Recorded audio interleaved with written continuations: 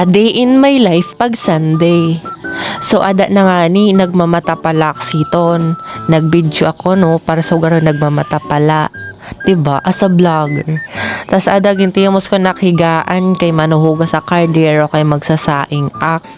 So ada na nga ni naghugas na sing kaldero kay katima ko maghugas kaldero, magkakapi na ak kay maglalaba na liwat ak niyan.